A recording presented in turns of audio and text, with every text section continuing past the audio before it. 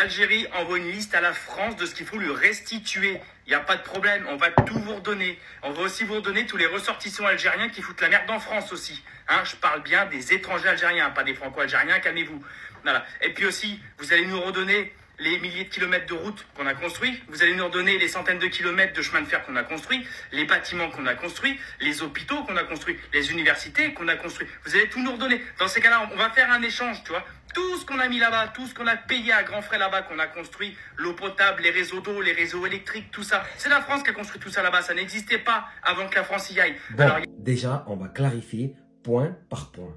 Les routes, les hôpitaux, les immeubles et toutes les infrastructures qui existent aujourd'hui en Algérie, elles ont été construites non seulement avec l'argent qui provenait des ressources naturelles d'Algérie, mais surtout avec le travail, la sueur, les sacrifices du peuple algérien. Ça, c'est la première des choses. Deuxième point très important, la France coloniale n'a jamais investi en Algérie pour le bien-être du peuple algérien. Jamais de la vie. C'était pour ses propres intérêts coloniaux, l'exploitation des ressources naturelles et humaines du pays. Dites-vous bien une chose, chaque infrastructure qui a été mise en place, c'était pour soutenir l'exploitation et surtout la domination coloniale sur le territoire, mais en aucun cas pour le peuple algérien.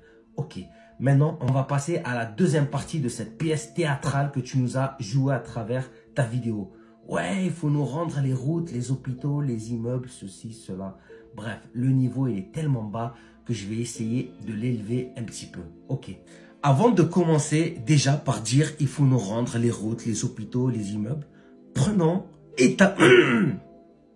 Pardon, j'ai une bronchite, mais ta vidéo, ta pièce de théâtre m'a tellement rendu fou que j'étais obligé d'y répondre. Ok, je répète. Avant de commencer par dire il faut nous rendre les routes, les hôpitaux, ceci, cela.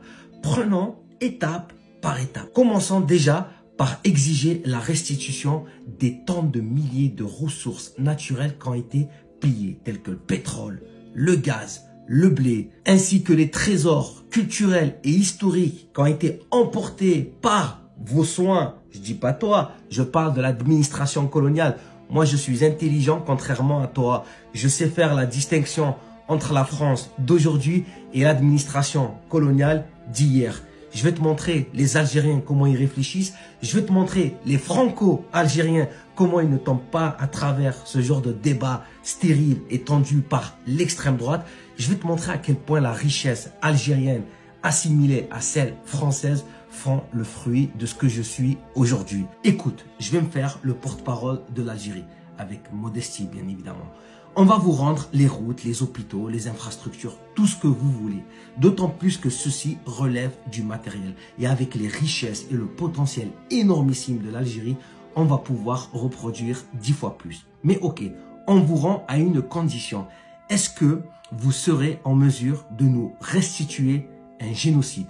Est-ce que vous allez pouvoir réparer 132 ans d'humiliation, de massacre et de destruction d'identité? Est-ce que vous allez pouvoir nous ramener toutes les vies qui ont été perdues? Si vous êtes en mesure de réparer et de ramener toutes ces choses-là, on vous rend tout le reste. Avec joie, sourire et tout ce que vous voulez. Et je tiens à terminer par une chose. Moi, je suis quelqu'un qui aime la France, qui respecte son peuple ainsi que ses valeurs, contrairement à toi qui ne respecte pas l'histoire. Tes propos comme si tu avais vécu l'histoire sont complètement déconnectés de la réalité. Tu te cherches une petite légitimité à travers des discours complètement vides.